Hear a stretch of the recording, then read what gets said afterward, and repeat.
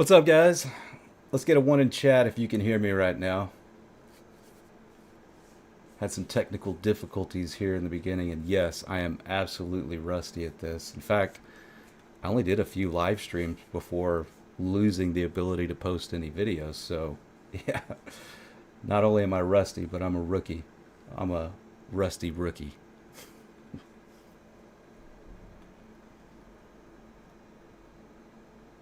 All right, Vegas, put a one in chat. You guys can hear me. Excellent. How's everybody doing? What's everybody mining right now? I see somebody has found, I don't know how to pronounce this. I'm going to say Nexelia. I don't know for sure, but I assume that's what it is. So yeah, I'm spec mining that, and for those of you that are, if you're on mining for people, you're experiencing lots of issues right now. They got DDoS attacked, and it's a whole fiasco right now. We'll get into what happened to the channel here in just a minute, but since we're talking about Nexelia, whatever it's called, I'm going to take a look and see if we're showing any stats. So I threw the whole farm on it, actually. I've got roughly about 40 gigahash on it. And yeah, things were going great for a day or two. And then they got DDoSed, and it's been very interesting to say the least. Supposedly 80% of the attack is coming out of Russia, so there seems to be some nefarious things at play right now. So hopefully they can get through them quickly. I'm trying my best not to move pools because I want to get paid everything that I'm owed, and I'm not 100% certain that if I move, that I'm going to get all that. So I'm going to stick it out and hopefully it goes well. Anyway, so let's jump back into what happened to the channel. So you guys can see over the past 90 days, I lost over 100 subscribers, haven't been able to post any videos whatsoever. I think most of you guys are already aware of what happened, but I got a couple of copyright strikes against me. One of them was on the Ironfish tokenomics video, and the other one was on how to mine Zephyr. So both of those videos were 100% my own content. I didn't have any music. I didn't watch any other videos within that. So I knew right off the bat that, this was something malicious. And let's face it, I probably made a couple of people unhappy with me.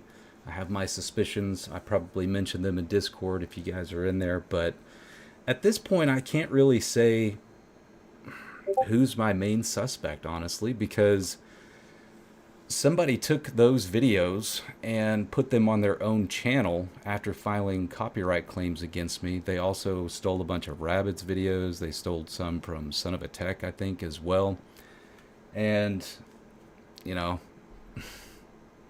they copied the videos before doing the copyright strikes, because after I received the copyright strikes, I didn't want to get a third one and potentially lose the channel forever, so I set every video to private.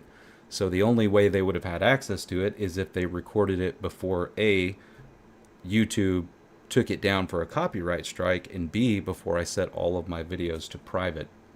So it seems like it was a planned attack. Who did it? I can't say for sure. Again, I've got my suspicions. I'm going to let you guys know some things that maybe not everybody is aware of. And I think there's some people out there that suspected it was somebody from Dynex. I personally don't think so. I think that's all water under the bridge at this point, and especially after me recently speculating that there was some people, manipulating the hash rates, and then we found out that SRB Miner was in fact doing that, and shortly after that they let me back in the Discord, and then problems didn't start for maybe a couple of weeks after that happened. The other suspicion that I had was actually Trade Ogre. So whenever Trade Ogre, their peg for Caspa was lost, that was pretty concerning, and then things went into maintenance mode. Actually, I think it went into maintenance mode first. You couldn't withdraw any of your Caspa, and then it turned into the peg not holding its value to USD or to BTC.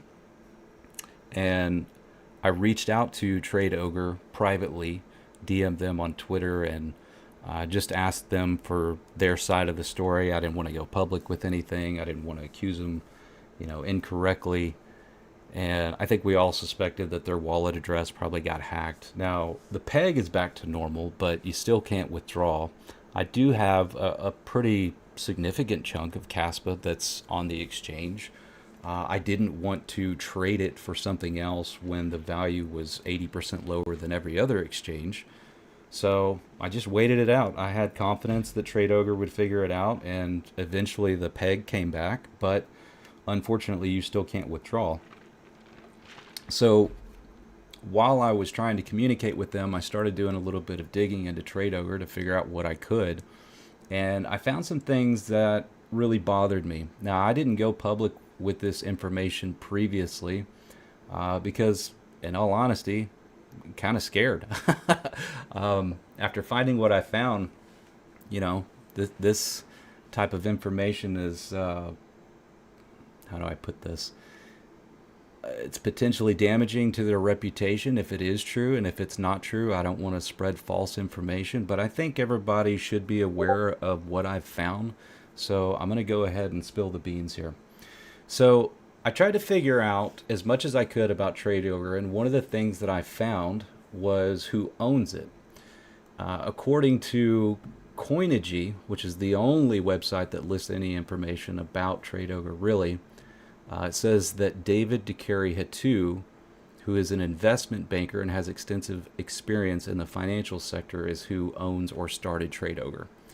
So I Googled that name, tried to get as much as I could about this particular person, and what I discovered was very concerning.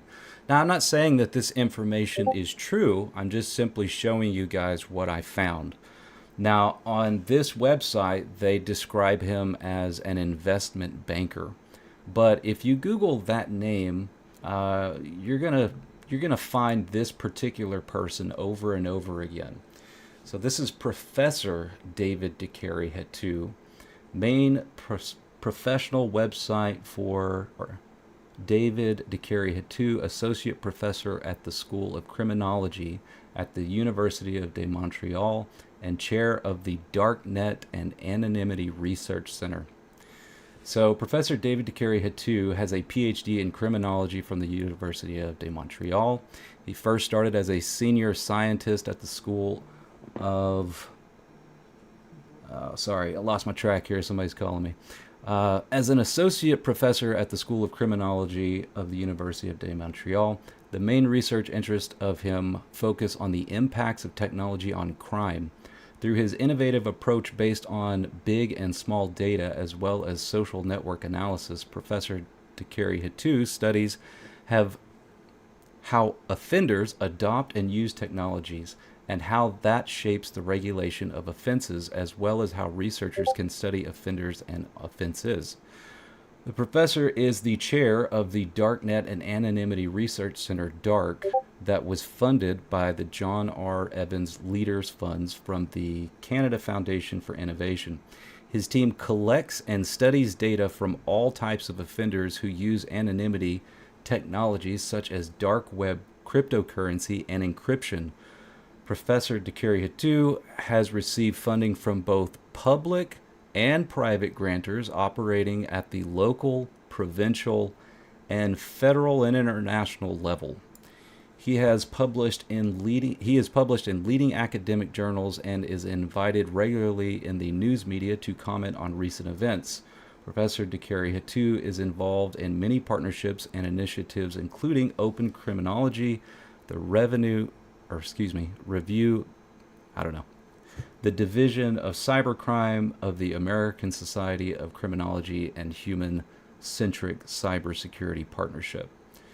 So, if this is true, the person that started this particular exchange is basically running an operation to collect information off of cyber criminals, probably specifically in regards to cryptocurrency transactions.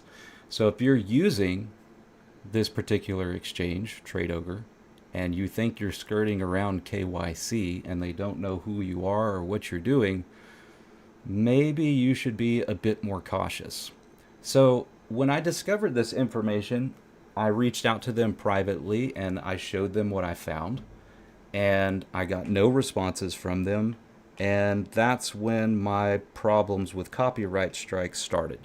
So that's one of the reasons that they're a suspect for me. But again, this could be an elaborate ploy by somebody who doesn't want you to do any digging.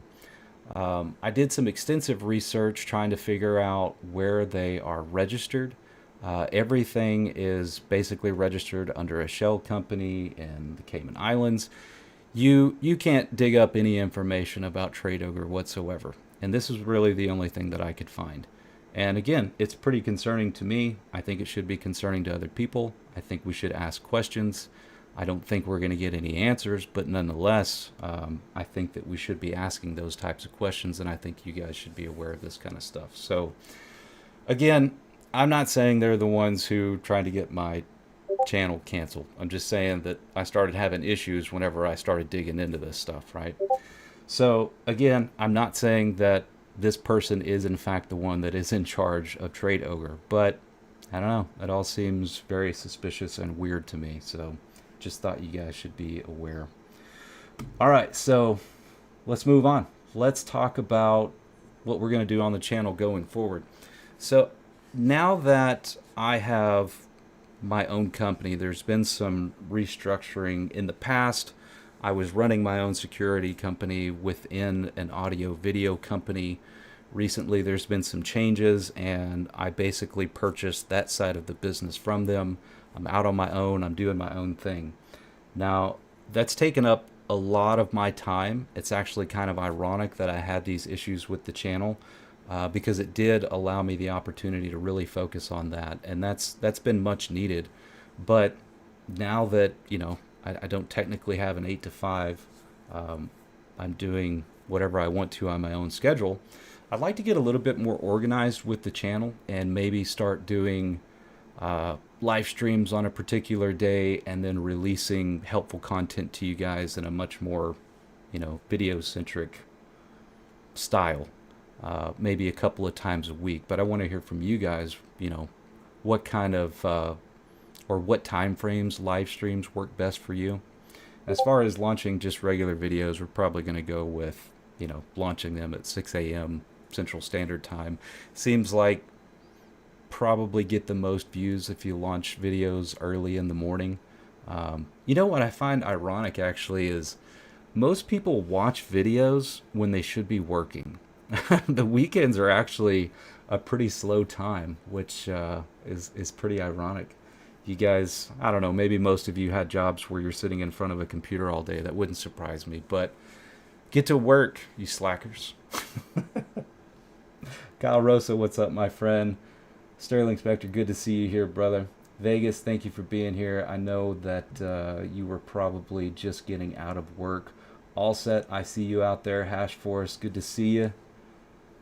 Man, there's a bunch of you here. I appreciate you guys for being here. I really do. It's good to be back. Sadie, sometimes I see you. I had this organized on things that I wanted to talk about, so let me just mention a couple other things that are on the agenda here. I wanted to talk about my test on the 4070 Ti Super. I want to take a look at the market. Also wanted to talk about FPGA support on lithium. And also, I think it's pretty important to talk about this new emergency survey request from the Department of Energy for large-scale Bitcoin mining operations. It seems like they're coming after us full force. Not that I'm a large-scale mining operation, but just miners in general. And I think this all started with Elizabeth Warren kind of pushing for stuff like this. So, yeah, we'll dive into that a little bit more. In the meantime, I want to take a look at hashrate.no real quick. Let's take a look at profitability numbers. So, Pepe Pow is at the top right at the moment, which is... It's kind of weird how hashrate.no does this. A lot of times they don't list low volume coins, and whenever you click on a particular GPU, they will show you low volume coins if you have it checked. But for the most part, you typically don't see Pepe Pow being at the top. It is at the moment. Looks like $2.50 a day in revenue and $1.79 at 10 cents per kilowatt hour. And coming in second place, Pyron has come up just a little bit. Lithium's been at the top for a considerable amount of time, which is interesting considering we just opened up support for FPGAs and it's still staying up there, even though the price of lithium is still kind of stagnant. In fact, let's go ahead and take a look at lithium real quick.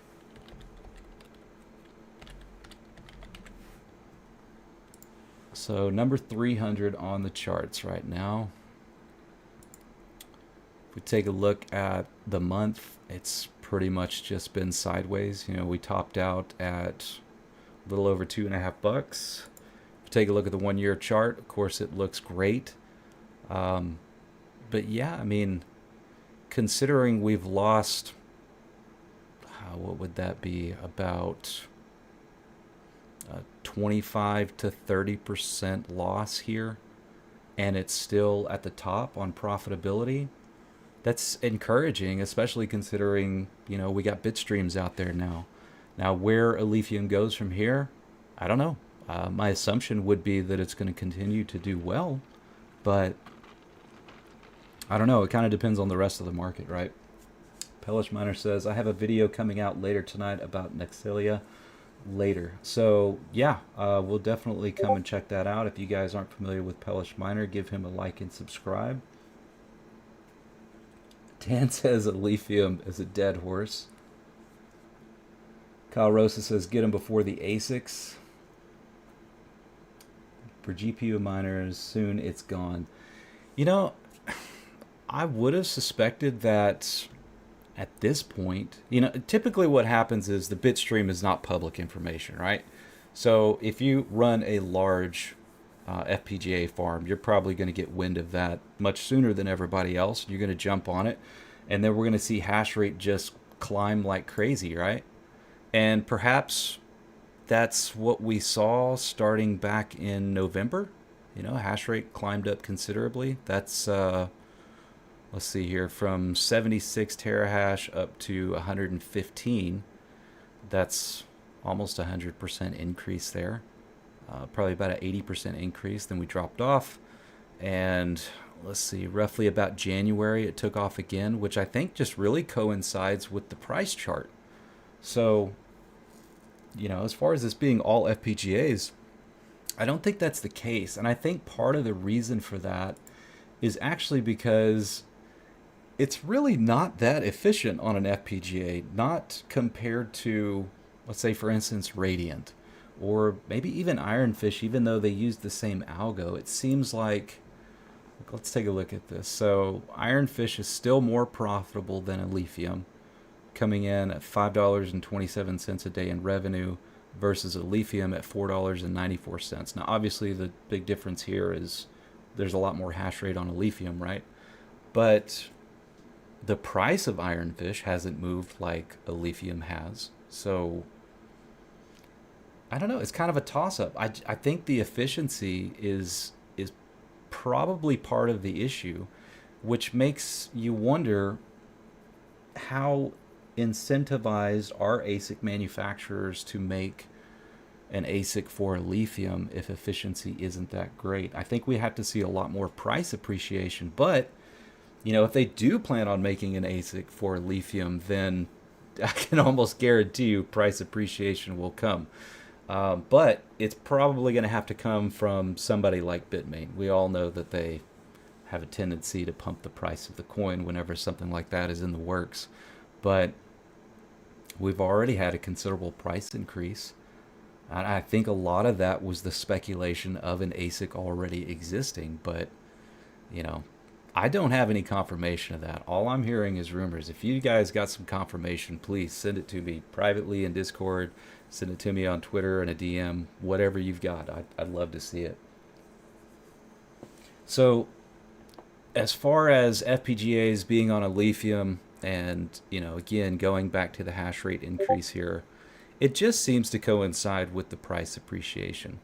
And after it was made public, to everybody. Let's say, for instance, like Osprey let everybody know just what, about a week ago or maybe less than a week ago that the FPGA Bitstream was available. It really hasn't seemed to increase the difficulty. We dropped off, looks like we bottomed out on January 31st after hitting a peak here on January 27th. And now we're going back up. Now, if we see this hit an all-time high within the next few days or week, then I would say, okay, yeah, some of those FPGAs are finally coming online. But, looking at hashrate.no, if it's more profitable to mine Kylecoin or Ironfish, then most people are probably going to stick with that. Now, if you look at the superscaler, it's considerably higher than Ironfish here. I shouldn't say considerably. It's basically about 40% more in profit, which is a lot. 46 gigahash at 1800 watts versus Ironfish at 1950. So using a little bit more power. It'd be interesting to see if you were at 1950 watts on a lithium, if your profit ratio would still be the same. But the lithium, it's a great project. I hope to see them continue to have price appreciation. I like seeing them at the top of profitability calculators when it comes to GPUs. If you guys are curious what I've been mining prior to spec mining Nexelia, for probably close to a month, I was dual mining Ergo and a lithium. And one of the reasons that I was doing that was simply because hashrate.no does not list dual, Alephium, and Ergo. They've got Ergo and Radiant, they've got Hypera and Radiant, they've got just about most of your dual mining options. Why they don't have Ergo and Alephium, I don't know. I haven't asked them yet, but that's probably something that I should ask them. I just figured I would take advantage of it while I could. So I've been stacking Ergo and Alephium like crazy. There's a lot of other coins that I would like to accumulate. If you take a look at the difficulty, let's say, for example, on Nexa, right now, over the course of a month, difficulty is down over 8%. Over the last week, it's down 6.73%.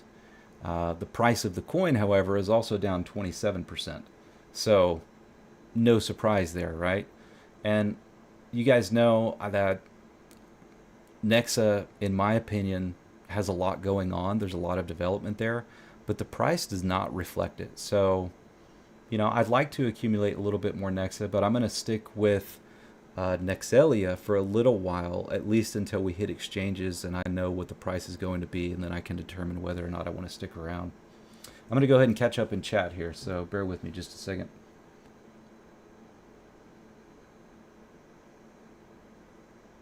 Jump Change, what's up, my dude? Red Fox in the house also. Thanks for being here, brother. I guess you just finished up. So, Red Fox, if you would, do me a favor, man. Let me know, what did you think of efficiency on your 4070 Ti Super compared to what you were seeing on hashrate.no? Were there any surprises on any particular coins, or is it pretty much in line with your expectations? For me personally, before the 4070 Ti Super specs were completely released, I had very, very high expectations. Let me take you guys to my little chart here. So the 4070 Ti is the most efficient GPU on the market as a whole when you look at all of the different algorithms. Now, I don't have every single algorithm on here, just a variety of those that I think would be important to look at. So it's so much more efficient than everything else on here. The 4060 Ti and the 4070 and the 4090 are pretty good. The 4070 Ti Super also pretty good. But for the price, when you let's take for example the 4080 when it released, $1,200 and nobody wanted it. And for obvious reasons, the efficiency was atrocious. It did not get anywhere close to 4090 efficiency.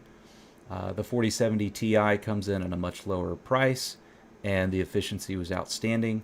The 4070 Ti is basically just half of a 4090 with a little bit better efficiency. And when a 4070 Ti Super comes out, and it's basically a 4080, and it's $800, I thought, man, this is going to be an amazing GPU. It's going to be the best GPU. And it turns out that they basically used a cut down 4080 chip, and I think that's where the problems begin. Now, we could see some new drivers that may improve things slightly. For example, let's take a look at some of these hash rate numbers. So one thing that really surprised me was flux. So 80 series cards usually do really good on flux. If you take a look at a 4080 coming in at 129 megahash or souls, and you take a look at a 3080 coming in at 102, you know, a 3070 Ti is roughly 30% worse. And you take a look at a 4070 coming in at 67 compared to 129 on the 4080. I had some pretty high expectations for the 4070 Ti Super on flux because it's basically a cut down 4080, but it's worse than a 4070 Ti, which was really shocking. And I think that could possibly be driver related. Maybe it's a BIOS thing. You know, the MSI BIOS that came out, they had to come out with 3 different versions, and it didn't increase any performance on gaming whatsoever. So, you know, perhaps there's something to be squeezed out of that card that we haven't seen yet. But, you know, really what it boils down to is the 4070 Ti Super is actually a great GPU for mining. The problem is the price, right? So if you could find a 4070 Ti Super for $100 under MSRP, yeah, it might be worth picking up. But if you guys aren't familiar with this spreadsheet that I'm looking at right here, I've basically taken all of the 40 series, 30 series, the 7000 series, and the 6000 series from AMD, and I've given a score based on different things such as the hash rate. So, for example, a 4090 scores almost 100 points because it has the highest hash rate on every algo, with the exception of ETH Classic and also with Ergo. You actually get a little bit higher hash rate, I think. I don't know, we'll come back to that. But as you can see, there's a grade assigned to each GPU based on hash rate, also based on value as far as what you're spending versus your hash rate efficiency. Then we take into account things like how many power supplies, how many cables you need, and then we offset that by density. And then we take pretty much an average of those two things, and using the price with all of those things, I come to a score based on all of those things being considered. So anything that scores over a 60, I typically will take a look at and try to figure out whether or not it's worth buying for my personal farm. Now, I'm going to leave this spreadsheet in the description. In fact, I may share this in the chat as well. But you can see that a 4070 Ti Super did not perform as well as a 4070 Ti or a 4070 or even a 4060 Ti or a 4060. 3090 Ti, that pay no attention to that. That's because of the price that we've got listed here. So 3090 Ti, somebody a couple of days ago had found one for $450, which is not common. Let's just say $700. That's going to change that considerably. So now that drops down to a score of 54. 3080 Ti, typically that's not above 60. Let's see what we got listed as the price here. 3080 Ti got listed at $500. Probably not going to find one under 600. So that's going to drop that down to a score of 58. But typically what I find is a 3070 under $300 or a 3060 Ti under $250 are excellent buys. If you can get a 6800, let's see what we got the price listed for here. $300, which is probably not very common. You're usually looking at, I would say, around $400. especially for a 6800 XT, probably looking at more like 375 to 400. But the 6600 was actually a pretty good buy also. If you can find one for, I would say, under 135 bucks, it's going to give you a score of 60. So yeah, I'll leave this down in the chat for you guys here shortly. Let me catch up on chat, see if you guys have any questions. Jump Change, I appreciate it, man. It is good to be back. It's been 90 freaking days. Pellish Miner says he's waiting on the 5000 series. You know what? Actually, let's talk about that. So let's talk about waiting for the 5000 or 50 series. So I think best case scenario, you're looking at a 5090 releasing maybe the last quarter of 2024. So you could potentially mine on a 5090 for roughly a year before we're at the peak of the next bull run, assuming that we hold true to the existing 4-year cycles. Now, having it for a year could be pretty lucrative. Now, all of the other 50 series, though, I think best case scenario, you're looking at first quarter to second quarter of 2025, and then they could potentially push that out to the summer of 2025. Now, if you could pick them up at retail and then potentially sell them at the top of the bull market, then you're going to be fine. But me personally, I just don't think it's worth waiting that long. I think if you're buying GPUs for great prices now, you're going to be able to mine on them for much longer, and then you're going to be able to sell them at a much higher price after you've potentially already ROI'd on them.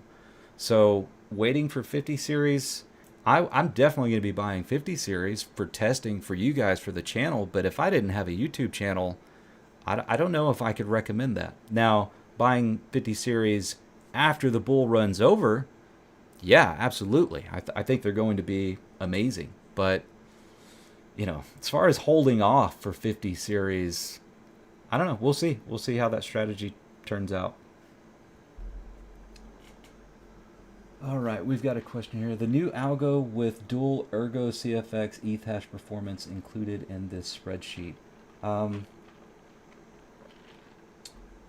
don't have any dual mining performance included in the spreadsheet. Perhaps that's something that we should add. In fact, there's probably a few more algorithms that we could add in here as well. Let's see what we've got. We've got Dynex, Nexa, Flux, Alephium, Chlor, Ergo, Radiant, and ETH Classic. I think that pretty much covers most of the algos. If you guys don't agree, leave an algo down in chat, and I will potentially add that to the spreadsheet as well. Okay, so I'm going to move on. I want to talk about this Department of Energy survey. So I listened to a call the other day, or a Twitter space, where there was a lot of people discussing on a very high level what that meant and why it was happening, who needed to report, who was getting the request from the survey, how long they had to respond. And the first thing I want to point out is they're declaring this an emergency. And the big question is, why are they declaring it an emergency? Let's see if we can find it. I had that pulled up earlier. Here we go. So the U.S. government seems to be closing in on Bitcoin mining. A Department of Energy survey to collect data about crypto's energy consumption could be used to justify the stance that blockchain poses a public harm. So the U.S. Department of Energy is taking a closer look at Bitcoin mining. Is this cause for alarm? More specifically, the Energy Information Administration, or EIA, a statistics agency under the DOE, will survey the electricity use of selected U.S.-based miners over the coming 6 months starting next week, after putting out an emergency collection of data request. Given the paraphrasing of an emergency order and the current administration's crypto-critical stance, Many are worrying that the information collected will be used to inform potentially harmful politics to the mining industry. In its public filing, the EIA cites the possibility of public harm from crypto mining for collecting the data. EIA is policy neutral agency that does not create policy, implement policy, enforce policy, or comment on policy. EIA spokesperson Morgan Butterfield told CoinDesk in emailed responses, results from the data we collect will help inform our path forward regarding a regular 3-year clearance during the next 6 months. Being publicly neutral doesn't necessarily mean the survey won't influence policy. There's reason enough to believe that simply by running this survey, the EIA is asking questions about the larger purpose of Bitcoin and whether it benefits society, and already has an answer in mind. For instance, the justification for emergency order granted by the Office of Management and Budget was the recent crypto price rally, which saw Bitcoin climb over 50% in a matter of months, which the EIA said would incentivize more crypto mining activity, which in turn increases electricity consumption. Well, yeah, of course it does, but are we doing an emergency survey for AI? I don't recall seeing one. There's this huge push for AI. We see companies like Meta, we see Neuralink, we see, there's a variety of them. Take your pick. Any of the top companies out there, it's like an arms race, right? Everybody's buying up GPU power, trying to get on top of the AI race. And I don't see any emergency being declared on it. I think this is a political stunt. And I think anybody that's in the space can see very clearly that that's what it is. The big question is, how are they going to use that information? And my suspicion is they're going to sway the data to influence public opinion by the normies out there, right? So it's up to us to educate people as much as possible. And one of the things that they're going to try and avoid shedding light on is the fact that Bitcoin mining and cryptocurrency mining is incentivized to find the cheapest power possible, and also incentivized to stabilize grids. So they have the ability to shut off when it's needed. So by building out the infrastructure, the electricity grid, we are in fact supporting that grid. And yes, we do have very high energy consumption, but there's a lot of industries that have very high energy consumption, and we don't see them being targeted like Bitcoin is. Again, this all started to get facilitated after Elizabeth Warren really pushed for Congress to do something, and I just can't wait for a regime change, man. I'm sick and tired of all of this. Hopefully we'll get it sometime in the near future. We got an election coming up, and hopefully we see some changes, but let's face it, I don't have high hopes for any politician, regardless of their whether it's red or blue. All right, I'm going to catch up in chat here for just a moment. Pellish Miner says it's not an emergency, it's more like an op, and I would definitely agree. I don't even tell my wife how much juice we burn. Well, Much Train, I assume that she never gets to see the bill, so perhaps you don't get paper bills. I would highly recommend keeping it that way if that is the case.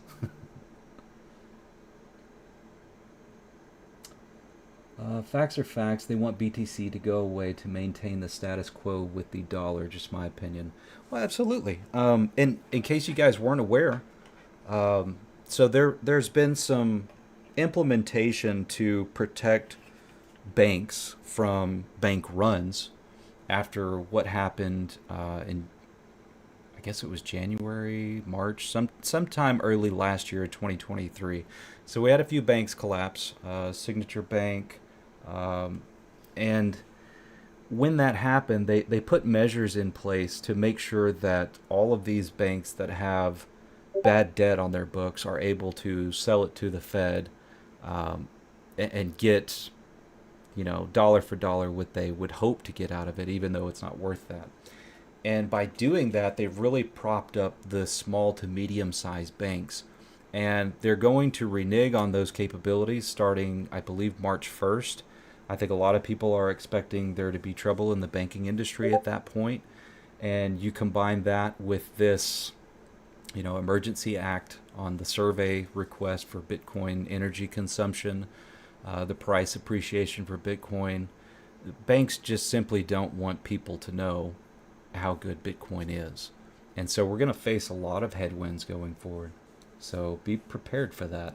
And maybe we should have a little discussion also about the ETF launch and what we're doing as a whole. If we go take a look at Bitcoin here, I'm going to take a look at, let's say, the yearly. Put this on log scale. So we've been running up for a considerable amount of time. We topped out basically when the ETFs launched. So this was January 8th. We kind of topped out. And then, of course, the ETFs were launched, I think, on the 10th or somewhere around there. And we haven't retraced as much as I would suspect.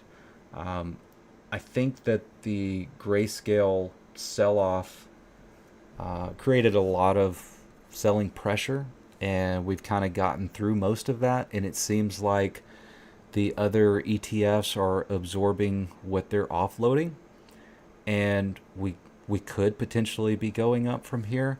But my suspicion is that we're due for a pretty significant correction, and that correction would be somewhere around 37 or so once we get back to our lines of support, the EMA.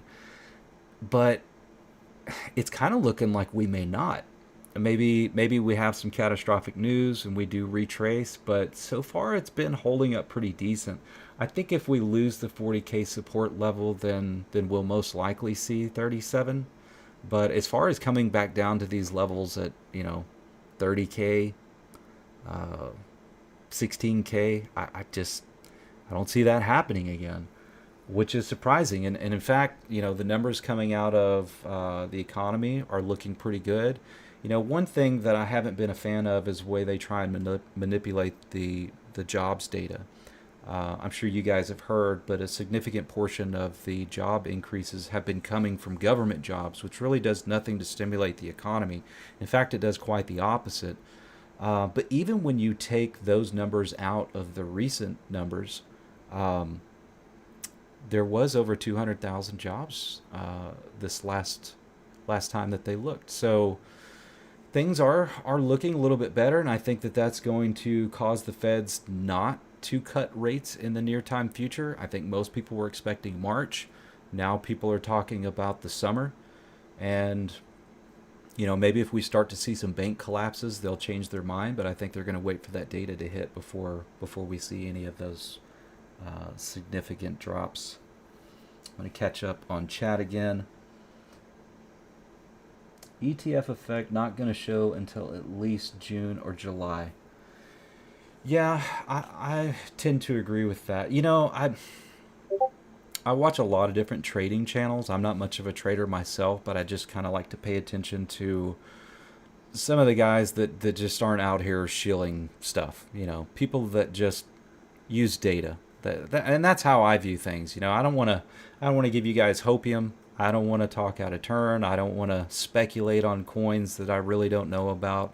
I don't really want to dive into the weeds on too much spec stuff because there's potential for rug pulls. But if you pay attention to the people that just don't bullshit, they'll tell you statistically, based on historical data, we're more likely to do this than this.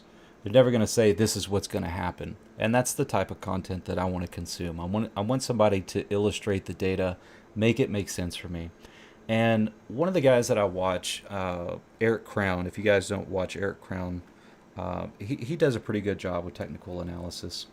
And during his live streams, people will ask him to look at specific coins.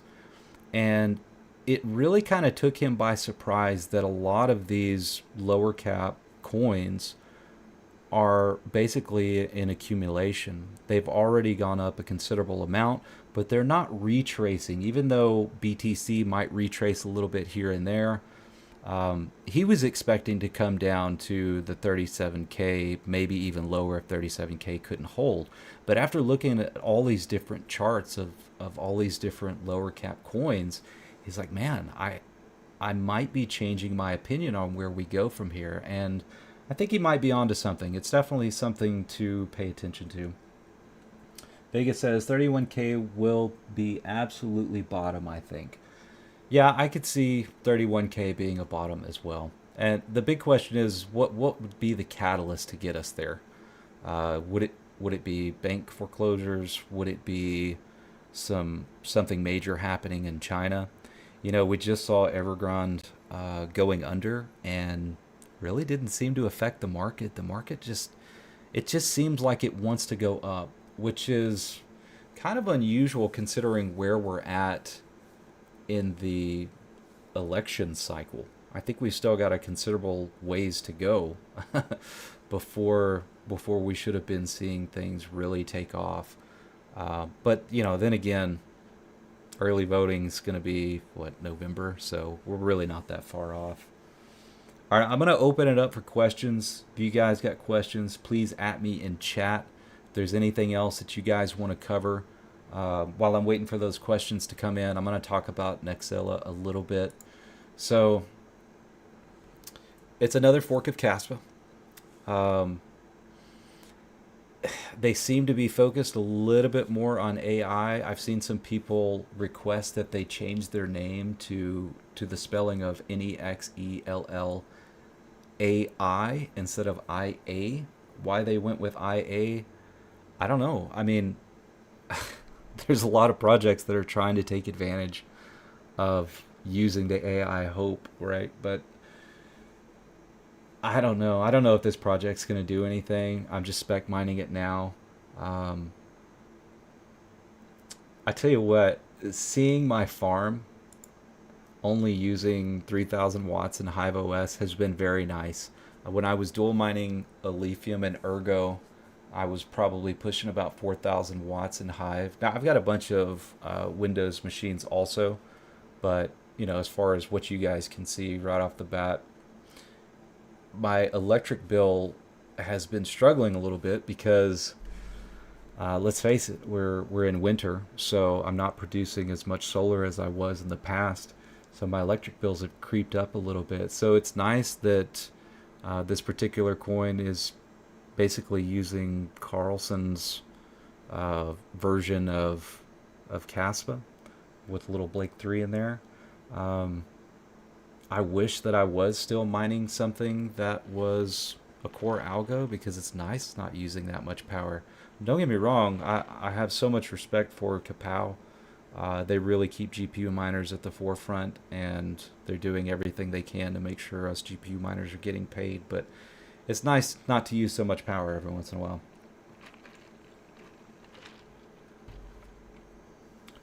Sadie, I appreciate it. Glad to see you here. Tan says, more importantly, Nexelia is ASIC resistant. So yeah, implementing Blake 3 in there, that is going to make it ASIC resistant for now. It's not ASIC proof, right? It's ASIC resistant.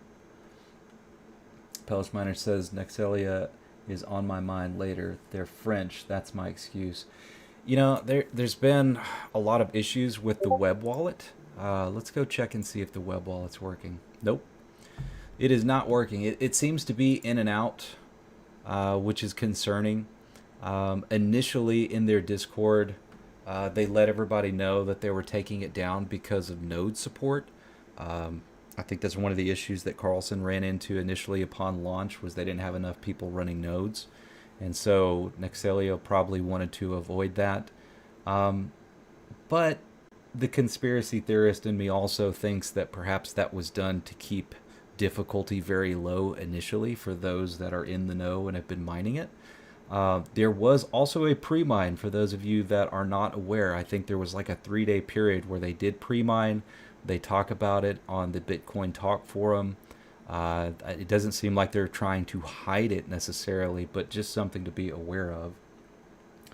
Jump Chain says, definitely didn't pay me what they should have after the attack. They had mining. Yeah, so I've been in contact with Mining for People. They've assured me that everything is being tracked. It's just simply going to take a very long time for them to catch up. And when I say a very long time, I think we're looking at like 24 to 48 hours before they really got all this stuff ironed out. The big question is who attacked them. If we take a look at mining pool stats, you can see Xpool Miner has jumped up to the top. And if you look at when they jumped to the top, that was right about the time that Mining for People started to getting attacked. And again, they said 80% of the attack was coming from Russia. Is there some foul play going on? Perhaps. I don't know. I'm sticking on the pool only because I don't want to miss out on the bonus that they promised, and also I don't want to miss out on everything that I've mined so far. I'm worried.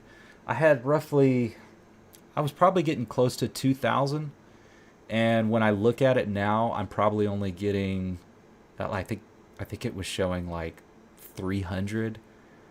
So yeah, either the API is having issues or their whole backend is having issues. They're answering questions left and right in Discord. There's a lot of really pissed off people that have no trust whatsoever. So one of the things that I noticed was, so me and Millerman started out on, what is it? Let me back up here for just a second. Yeah. So there's a couple of different options here. You've got PPLNS BF or BF70.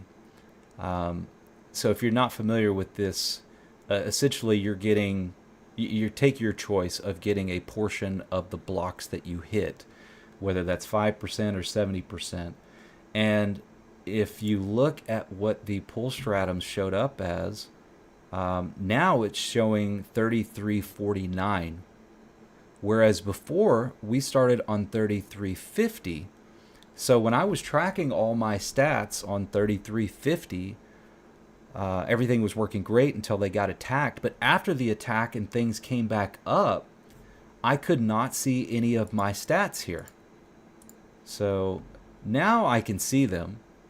But as you can see, all my payouts are gone. I don't have hardly anything in there. You can see the workers that I have online. You can see the blocks that I found.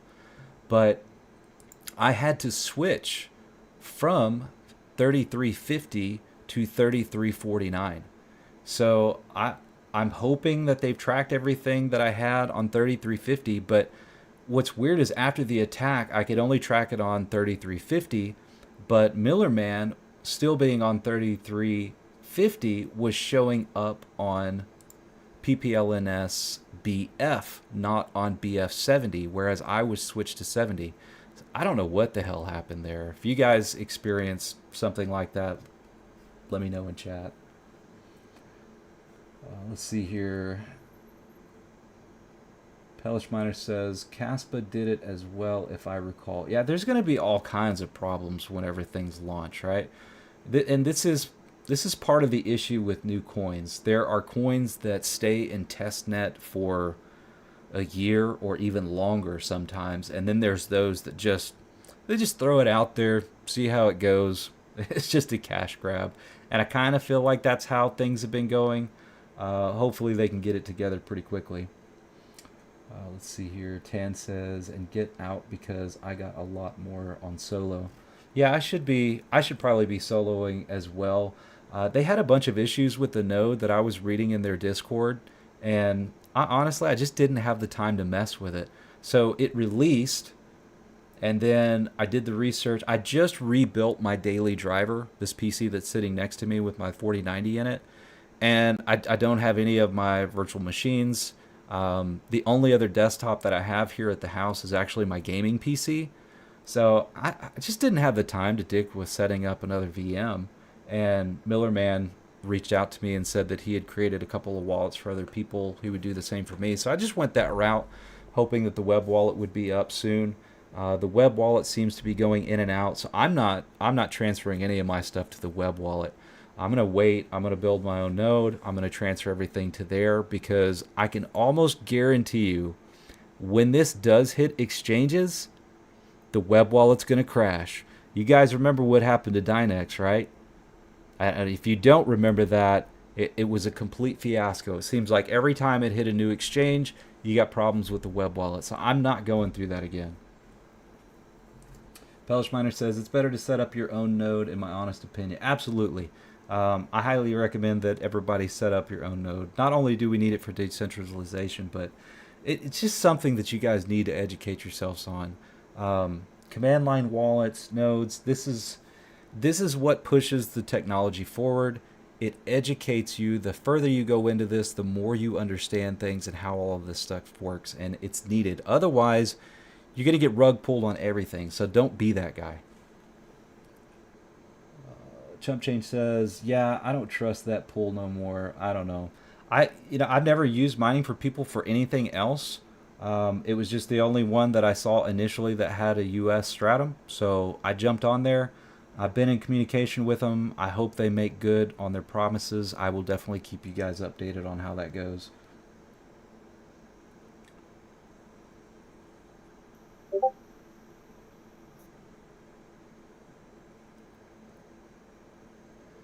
Vegas says, so far, no good pulls on this project yet. I would tend to agree. I don't know how it's going to go, guys.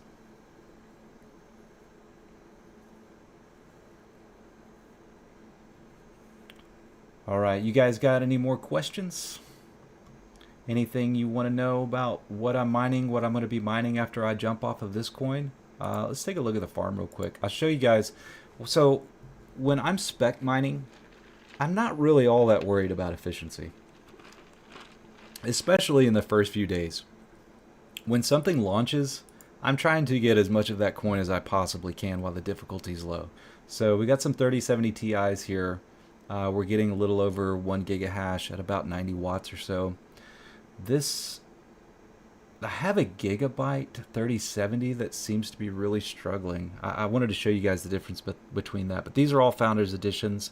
And as far as my efficiency here, I don't have any overclock set up. In the flight sheet, I'm just running 275, 1700, and 810. I could potentially shoot for a little bit more hash rate and lower efficiency. But again, I just don't want the usage to be too high. It's been nice to kind of to dial it back a little bit. But normally if I was going to be mining this, like let's say for instance if I was mining Carlson right now, I'd probably be running this at 300 to 310 and then probably 1470 and 810. I usually don't go as low as like 1305 because the hash rate takes a pretty significant hit and the small gain in efficiency really isn't worth it. My electric rate is pretty low. Sometimes I'll sit at like 1550, 1600. Let's take a look at some of the other GPUs here. So Coruscant is my 6600 rig. We're getting 384 mega hash at 37 watts in software. Keep in mind AMD, you're not going to get that at the wall, obviously. And if you guys are not using this command here, MOTD, this one right here, I highly recommend using that on your AMD cards. This went from about 53 watts down to 36 to 37. So that particular command, in fact, you know what? I'm going to drop this down in chat for you guys. Usually putting this in the description doesn't work too well. Hopefully you guys can use that.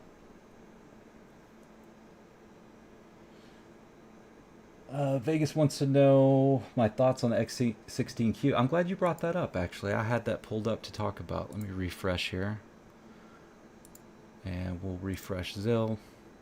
So over the last 24 hours, my rewards have gone down a little bit, but I am still doing much better than what hashrate.no is listing for Okta. So right now we're getting about $5.20 every 24 hours.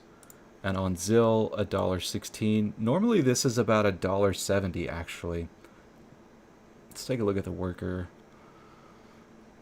Yeah, seems like average hash rate is going up a little bit, but you can see it dipped considerably here. As far as the X16Q, pretty stable. I am not running, you know what, let me take this off screen for a second.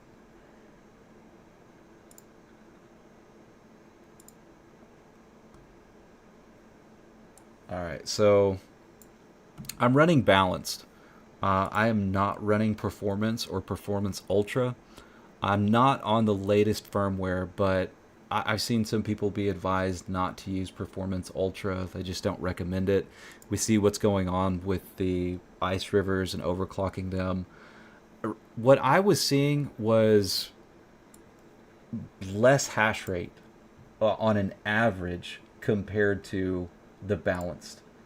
So let me refresh this page and I'll show you guys what I mean. Bear with me.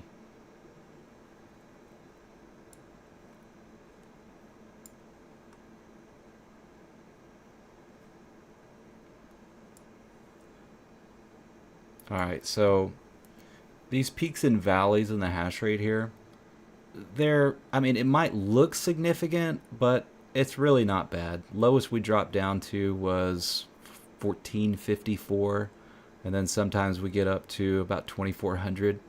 But on the performance ultra, the highest I would see was about 2600, but the lowest I would see would be sometimes down to about 1000 megahash.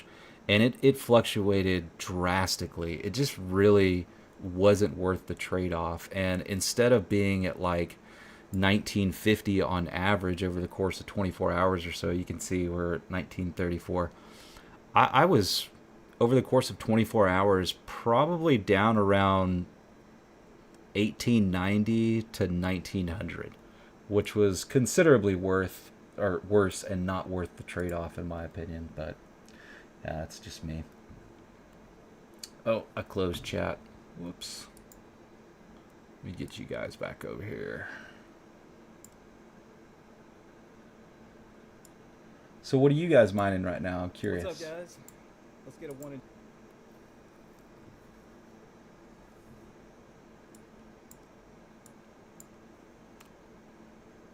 I seem to have lost chat. Bear with me a second, guys.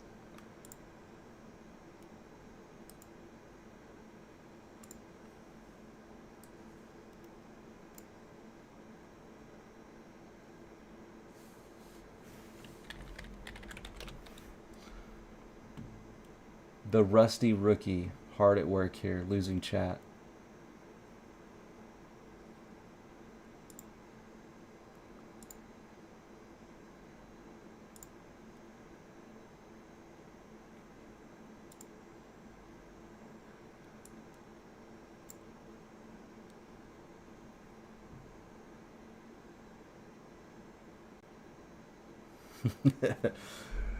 Sorry, guys. Not only am I rusty, but I'm a rookie. Thanks for bearing with me.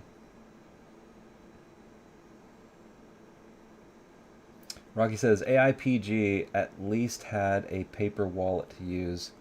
I'm always leery of new projects and their wallets. Yeah, absolutely. You should be.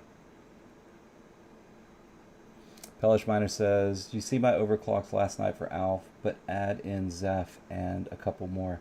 You know what? You actually reminded me something else that I wanted to talk about. So, when you guys are building new rigs, are you building rigs for dual purpose? Are you CPU mining? Let me show you what I mean here. So, I just recently built this. I found a Ryzen 5 3600 pretty cheaply. I think it was like $50, which wasn't bad at all. Found a Mobo for about $80. And then, you know, power supply I had laying around, RAM I had laying around. So I figured any new GPUs that I buy, I'm going to start throwing them into rigs for dual purpose, for CPU mining and GPU mining. And I think that's really going to help me keep costs down instead of building just CPU mining rigs. And it also gives me the ability to transition or pivot if I want to into something like, let's say, Flux proof of useful work or Vast AI or something like that. I mean, not every single rig is going to be the biggest and baddest that I could possibly have with 4090s, but I think building a rig for CPU mining only is probably a disservice to yourself. And I'm curious what you guys think about and what you're doing.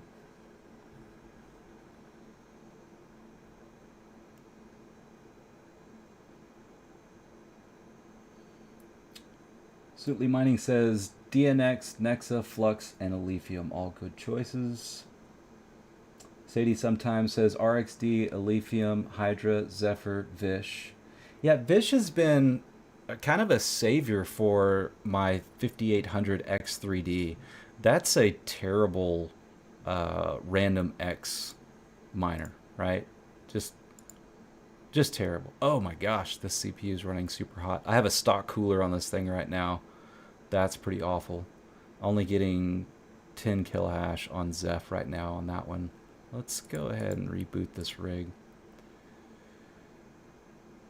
I've been trying to figure out what's a good CPU cooler to use because I don't want to spend, I don't know, over $50.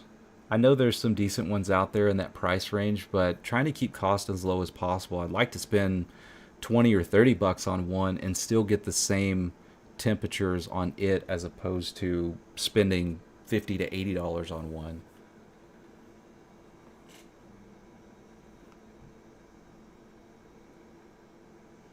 Vegas also reminds me you have to consider CPU now. Some coins will require CPU to be part of the mining algo. I think that is definitely going to be the case going forward. Rocky says, I like AIPG's concept. Free AI, access for all. That could be big, but who knows? Well, Rocky, I agree. I like it. But the big question is, where is the buying pressure going to come from on that coin if you're not required to pay for the use of it?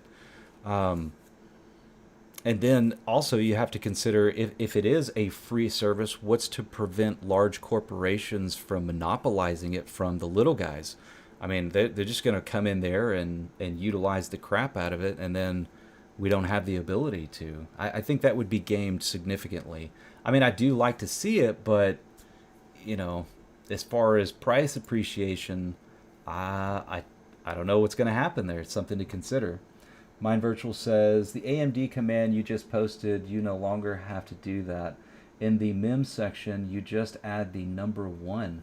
So mem would read mem1 also applies to Alephium, Carlson, Iron, RXD, to name a few. Excellent. I appreciate that, man. Good to know. Pellish Miner says, Vish AI has a nice node you can run. Rocky says, my Kapow bets are Chlor, XNA, AIPG, but not married to any of them. Hash4 says, it should be a nice CPU rig that also supports 5 to 6 GPUs. That's kind of what I'm shooting for too, and maybe even less. I mean, density is important, but one of the things that I want to shoot for is making sure that I have the same GPU, so that overclocking is just a little bit easier, and I know what to expect from that particular rig. It's just easier to troubleshoot. Vegas says Vish AI node pays good. Sadie says, the true open box for cheap. Rocky says, good question. They are going to have a paid upgrade. We all know how that works. Yes, we do. T-Gig, hey, welcome back to the YouTubes. Thanks, man. It's good to be back. What's my thoughts on Radient ASIC potential? All right. So I put out a tweet based on some of the things that you guys were telling me in Discord. Let's see if I can find it. This might take me a minute. Actually, we'll come back to that in just a second. I want to show you guys this real quick. So I overlaid my solar production on top of my electrical usage, and initially when I was just looking at the two side by side, it really seemed like my electric company was not tracking my solar production very well, but you can see that they are. So for example, when I have high solar production, which is in red, then my energy consumption goes down. So on a day that I had low solar production, my energy usage is quite high. Thought you guys might find that interesting. But anyway, back to the RXD ASIC thing. So I put out a tweet talking about the new pool that was started for Radient. Somewhere in here. Sorry, I tweet a lot.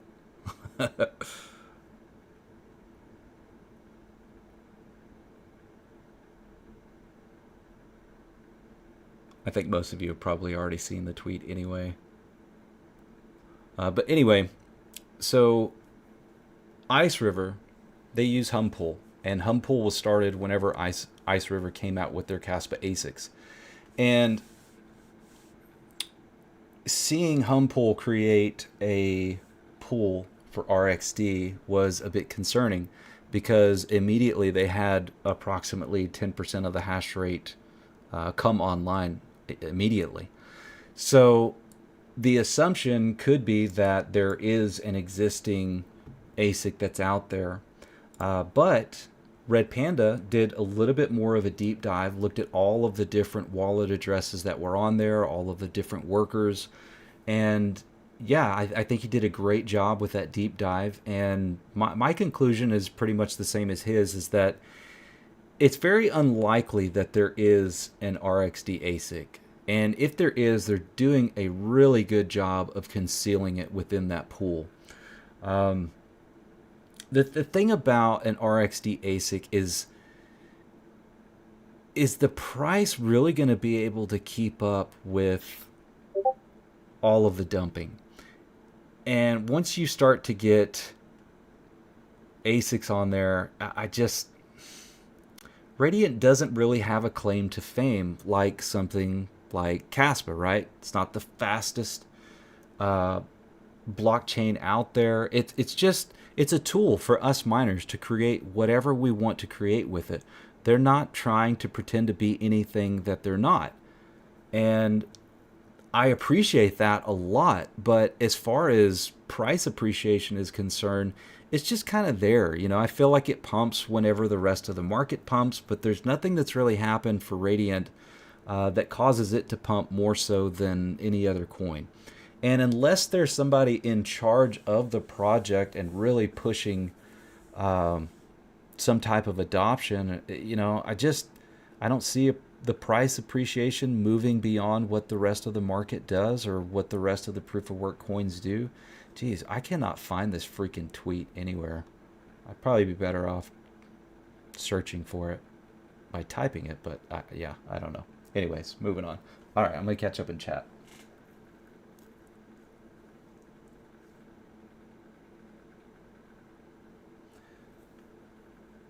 Zeitgeist says, with 1 to 4 splitters, you can get 12 GPUs on a B550. Yeah, you sure can. But they're all going to be running with, you know, at X1, not getting the full PCIe lanes out of that. Tan says, AMD rigs are better on Team Red Miner and Carlson. Okay. Suitly Mining says, 6600 XT or 6700 XT for Kapow. Just built today an 8-card 3080M rig, but I haven't tested it yet. Good luck with that. Pellish Miner, about the cafeteria forks. So, yeah, somebody left a very clever pun in Discord saying that there's going to be more Caspa forks than a cafeteria. I thought that was pretty clever. Vega says, I think mining for people pool is down again. My rig's getting rebooted. Let's see, we can take a look at, yep. Yeah, looks like it is offline. This, by the way, I'm mining on my 4090 while streaming, just so you guys know. And everything's been working pretty good so far.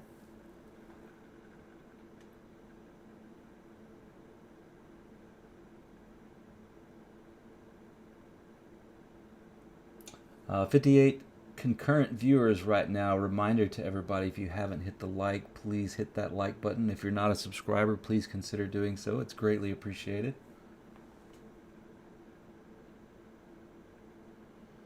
Zeitgeist says, I'd go with the 6700 XT for Kapow. Better density and resale value than the RX 6600, and it's the same efficiency.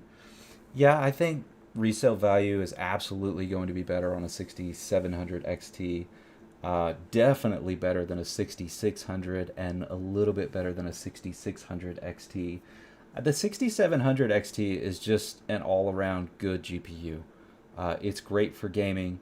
It's pretty solid for mining. As far as density is concerned, you got the single 8-pin connector. They typically run pretty cool if you get a good AIB card. So yeah, I mean, as far as giving people advice on what cards to buy, really it all comes down to what you pay for the damn card. If you could get a 6700 XT for, let's say, under $225, it's a great deal. If you can get a 6600 for under $135, it's a great deal. But if you can't find a good deal on either one of them, then yeah, I'd probably stick with the 6700 XT for resale purposes later. Roy says, you literally stopped looking when you found the tweet. Did I? Yeah, there it is right there. Humpool just created an RxD pool. Humpool is the official pool for Ice River Caspa ASIC. The pool immediately had 10% of the hash rate upon launch. And yeah, you can see it here. And it's funny, in Discord, a few people mentioned, they're like, oh, if you're wrong about this, everybody is not going to let you forget about it. But I was pretty... I thought about the tweet in advance. I didn't want to say that there is an RxD ASIC in there. I just simply present the data that I can see. I don't want to speculate too far. For one, it just doesn't do anybody any good to try and speculate on things that you don't have any proof of. Now, it's gotten me into trouble in the past. There were some things that I said about Dynex that I didn't really do enough research before talking out of turn. It was just kind of based off of a hunch that I had. Now, unfortunately, some of that stuff did actually come to fruition, and there's things still that I can't prove, but I have my suspicions about. But they're still working. You know what I mean? I wish them the best of luck. I'm not gonna continue to go after projects and try and tear them down.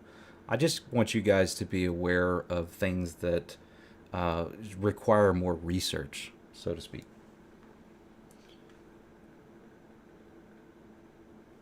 Toon Guy, I missed you as well. It's been 90 freaking days since I've been able to post a video. It sucked. But it did actually come at an opportune time for me to kind of focus on my own personal business. But I'm ready to get back into the full swing of things.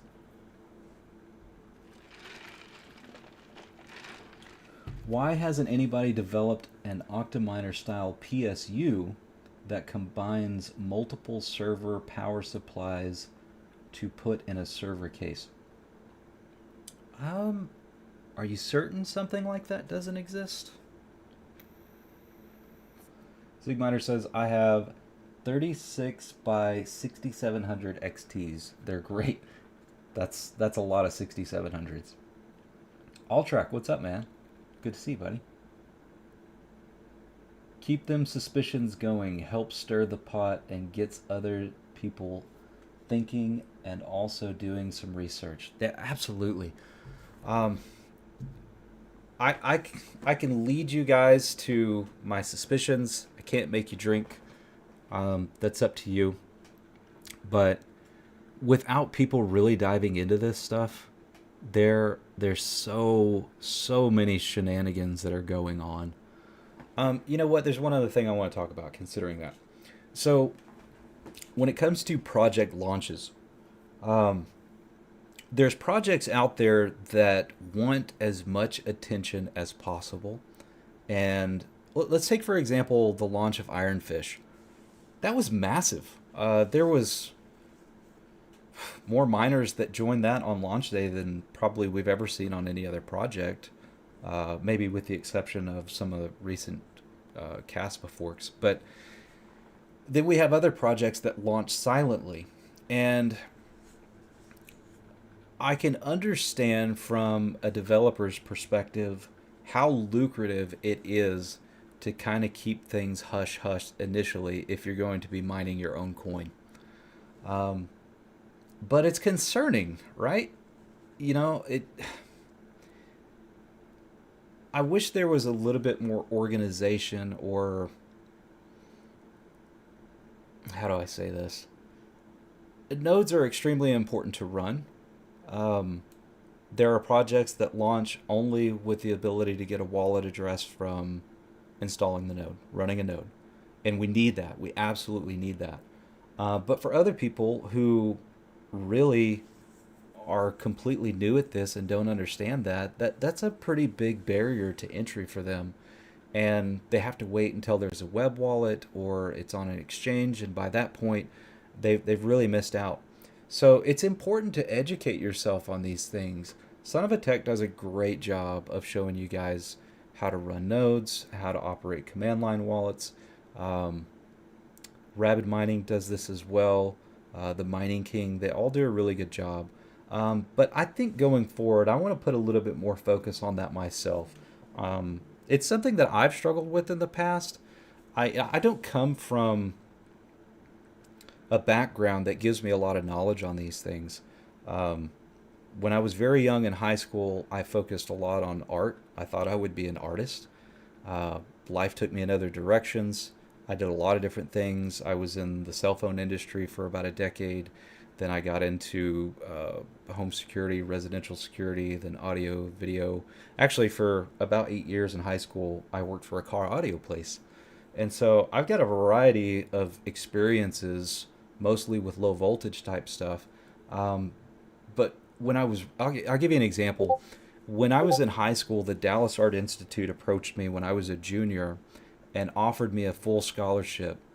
But the Dallas Art Institute was mainly focused on graphic design. And at the time, I kind of viewed that as cheating. I felt like art was sacred to me, and I wanted to do everything in a medium that was with my hands, essentially, and not on a computer.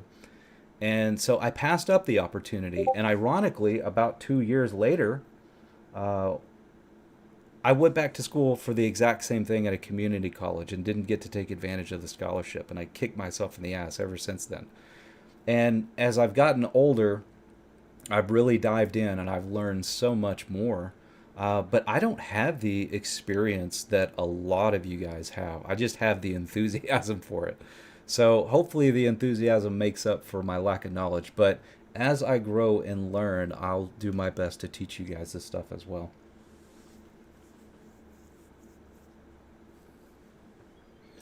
Team JFK 6700 XT versus a 6800 XT. Well, that depends on what you want to mine and how much you're paying for the GPU. So we've got Dynex, Nexa, Flux, Alephium Chlor, Ergo, Radiant, and ETH Classic. So here's your 6800 XT. It is the most efficient GPU on Chlor or Kapow. Um, the 6700 XT is one of the most efficient on Alephium, ironically. And back to the rest of the algorithms here, it looks like a 6800 XT is going to be a bit more efficient. Let's take a look at the efficiency grade. So 6800 XT coming in at 76.57, whereas the 6700 XT is coming in at 72.43. So there it is, numbers don't lie. 6800 XT across all of these algorithms on average is going to be a bit more efficient. As far as hash rate is concerned, when you're grading them from what has the most hash rate to what has the least hash rate, again, the 6800 XT is going to be considerably better than a 6700 XT. But it really comes down to the price that you're paying for it, right? And when let's say, for example, if you can get a 6800 XT for $400 versus a 6700 XT at $250, which one wins? 6800 XT's got a score of 54.52, whereas the 6700 XT comes in at 50.80. So if you're paying those prices, my choice would be the 6800 XT. But let's say if you paid $500 for a 6800 XT, that's probably going to change things a little bit. So yeah, still actually comes in on top of a 6700 XT. But that's, you know, weighted across all algorithms. You may only care about Kapow. So kind of just depends on what you're mining and what you're looking for. Way too fast for you says, hey my dude, you're back. Yes, I am freaking back. And not going anywhere this time, by the way. If somebody else tries these shenanigans with me, I've decided at this point I will unfortunately have to bite the bullet and provide my own personal information. I'm not willing to risk losing the channel. I've worked way too damn hard to let it go. It sucked having to wait out the 90 days, but yeah, I'm not going anywhere. Pellish Miner says, you are way smart, brother, and I still cannot thank you enough for coming on my channel and being the first to do so. You have been a huge help to me and the community. Thank you, man. I appreciate it. And maybe I'll come back on the stream sometime in the near future. Let's see here. Todd says, can you show us some of your artwork? Ooh. Actually, I might be able to. Bear with me just a second, guys. Let's see. Hopefully I saved all this stuff in a folder. And I probably don't have all the stuff that I would like to show you, but I probably have some of it.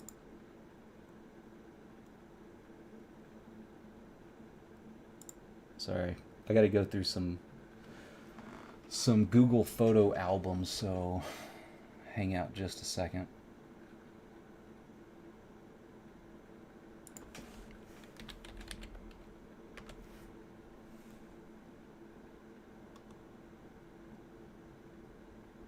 It looks like I did not create a folder specifically for my artwork. Over the years, I'll take a picture of one whenever it's just sitting out or I'm hanging it somewhere on a new wall or something like that. But I really haven't taken the time to get digital copies of all of this stuff, which I probably should. But some of it's pretty large, so it's kind of hard to do other than taking a photo of it, and that really doesn't do it justice. I need like a professional grade scanner that's like 4 foot by 4 foot for some of these pieces.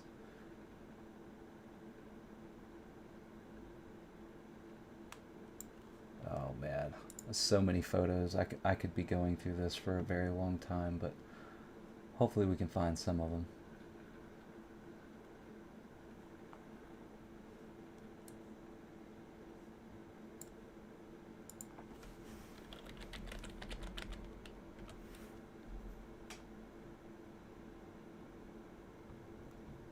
I used to do some really cool stuff on plexiglass or acrylic.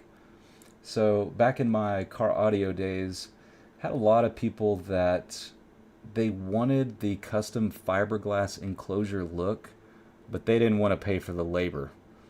And I figured out that if I used like 1/8 sheets of plexiglass and spray painted them from behind, it gave me a solid surface to cut out like the speaker holes and the port holes, and it looked like we could paint it body color, the same color as the vehicle. And it looked great. It looked like fiberglass work, and you didn't have to worry about really scratching it. And I discovered something by accident. When you peel the film off of acrylic, there's a lot of static. And when you spray paint, the static would grab the overspray that was just floating around in the room, and it would pull it to the acrylic. So when it would pull it to the acrylic, it would make all these weird patterns. And here's an example of what that looked like.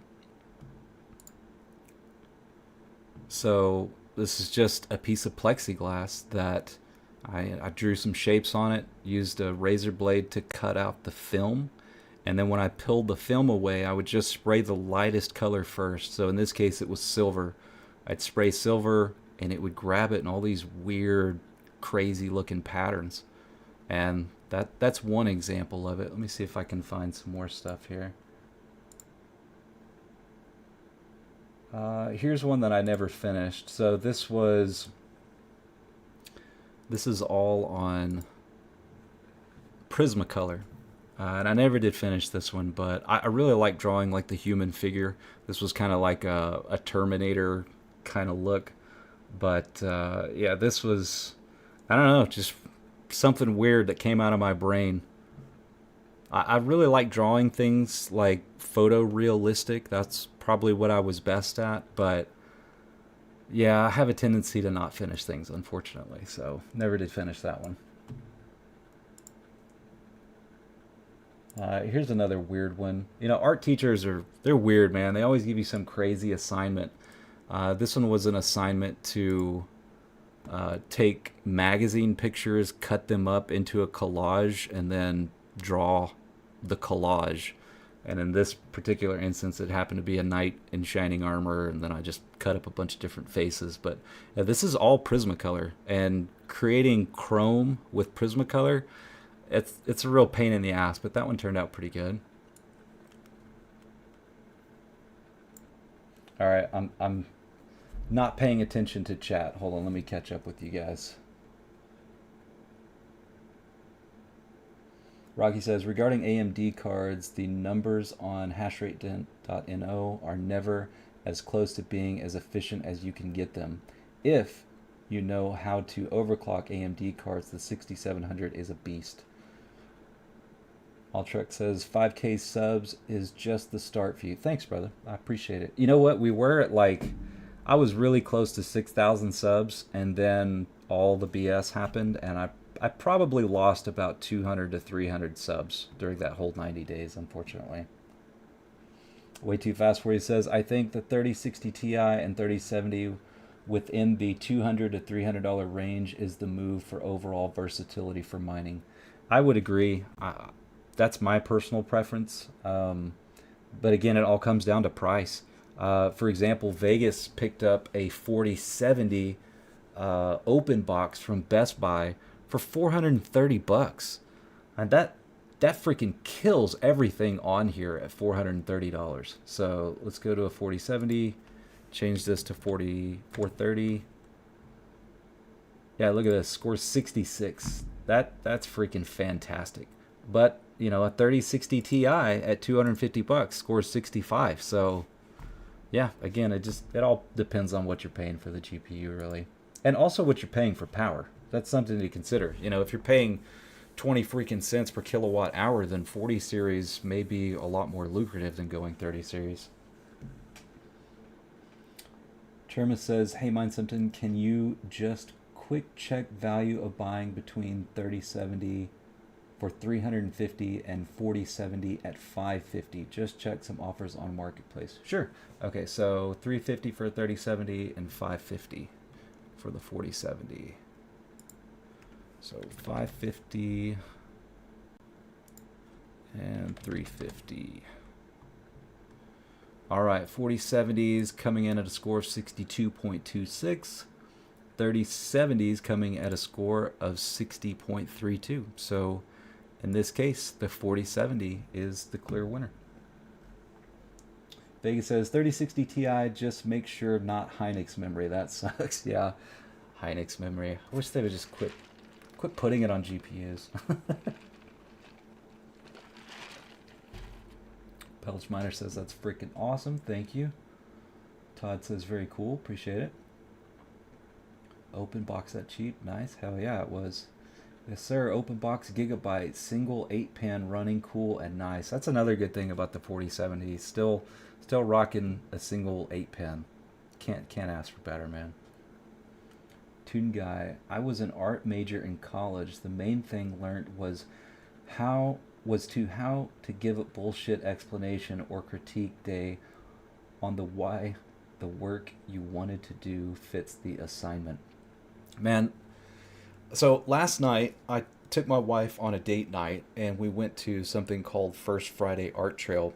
So the first Friday of every month in our downtown area, they have like just a convention for artists. And man, as much as I enjoy art, artists are freaking weird, man. There's some weird people out there, and they do tend to congregate in the artist circles. And honestly, I don't enjoy the bullshitting about why a piece of artwork is good. It's all subject in the eye of the beholder. I don't want to have a conversation about why you think a picture of a person puking in a toilet is art. It just, let me enjoy what I enjoy. I don't want to hear your opinion on it. See if I got some other pieces I can show you guys real quick. Yeah, here's a weird one. Another human figure, muscle type dude. So this is mixed media. This is airbrush and acrylic, I think. Maybe some Prismacolor in there as well. It's kind of going for the Colossus from X-Men kind of theme. Yeah.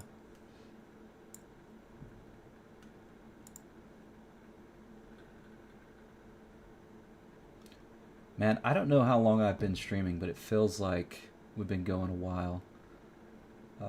Here is a portrait that I was drawing for somebody. So I worked with this guy, and he brought me a picture of his parents and wanted me to do a portrait of them. And it was roughly about halfway through. You really can't tell how good of a job it was, but that one turned out really good.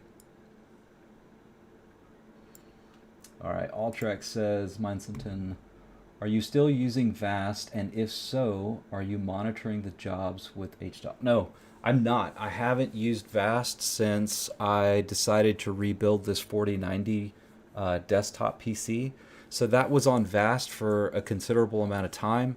And I kept running into some issues with my drives. I didn't configure them properly, and it seemed like everybody that was renting the rig would fall off after a short period of time, probably because of the way I had the drives configured.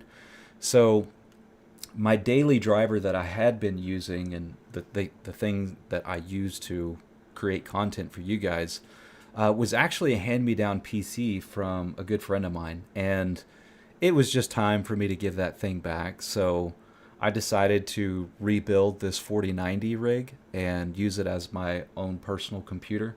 So I don't have anything on Vast right now.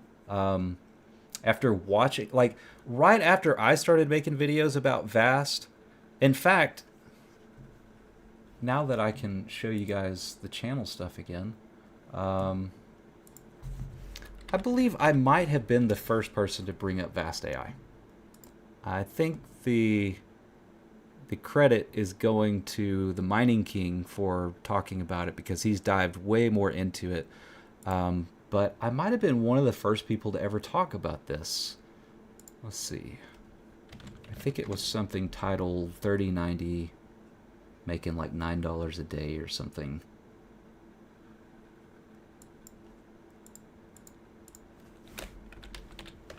Anyway, so going back to Vast. If you don't have a 4090, a 3090, or a 3060 with 12 gigabytes of VRAM, you're probably not going to stay consistently rented unless all the specs on your rig are top notch. So for that reason, I'm not specifically building rigs for it. And now that I'm using my 4090 in my own personal computer, I just really haven't had all that much interest in it. It's not cryptocurrency, it's not blockchains. I just don't find it interesting. Now, I will say this though, Alltrack, you could certainly use that as a way to keep track of what other people are spec mining before everybody else knows about it. So for that reason, it probably is a good idea to throw something on there and track it. But yeah, I really haven't had anything on it recently, so I don't know. Maybe sometime in the near future we'll throw another rig back on it. Polish Miner says, it really looks like you... sorry. It really you like it or you don't with art. Sorry, you'll have to reword that. I'm not sure what you mean, Pelish. Todd says, that looks really good. Appreciate it. Vegas says, Chlor much easier to use and configure if we just need to do mining. Yeah, I agree. I think that not only that, but you're getting a little bit of Chlor also for being on there and rentable. So, yeah, I kind of lean towards that. And I forget about Chlor. I don't know why. I just initially it wasn't getting the notoriety that Flux was getting. It was just kind of outshining, and I didn't pay enough attention to Chlor, and I do absolutely regret that. I wish I would have accumulated a lot more before we had that big massive spike in its price, as well as XNA.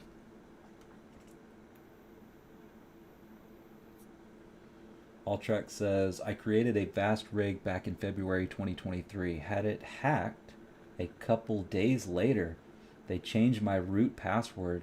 Then the days faster that they changed my wallet config files on all my HiveOS rigs. Holy crap. Yeah, that's scary. I personally put it on its own network. I set up, I basically isolated that completely from the rest of my network. I'm so glad that I did that because I don't want to be faced with those kind of issues. Polish Miner says Nexelia web wallet is back up. Okay, good to know. It'll probably be down in another 5 minutes or so. Just keep an eye on it. Alltrack says, I shut everything down and left my reset my WAN. Took a couple of days to reinstall everything. No more VAST for me. I don't blame you one bit. Polish Miner says, with art, it's you really like what you see or you don't. Mindset, I hope that helps. Yes, that does. Yeah. With art, like I said, it's totally subjective. I think there is art out there that almost everybody would consider good. But there's a lot of really bad artwork out there. Really bad. And surprisingly, people are able to make a living off of making really bad artwork. And kudos to them. And I'll give you an example. There was a girl that I went to school with that was a couple of years younger than me. And she was very similar to me in the sense that the art teachers just gravitated towards her. She was very centric in that community. Her art was not very good. It was more of like Monet style, where everything was kind of like impressionistic or looked like you were tripping on LSD. You couldn't really make things out. They were blurry.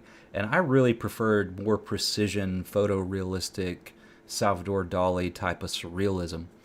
And I didn't really appreciate her artwork, but she did really well in contests. And it was always frustrating for me to be like, man, I spent 80 hours on this piece to get a silver star in the National Scholastics competition, and she spent 8 minutes on this piece of garbage and got a gold star. So that kind of like really deterred me from pursuing it much further. I realized that like you guys said earlier, I was going to have to be a bullshit artist and just make people like me in order to really try to make a living off of it. And I wasn't really willing to do that.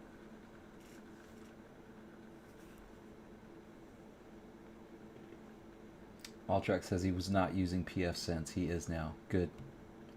Very good. Highly recommended.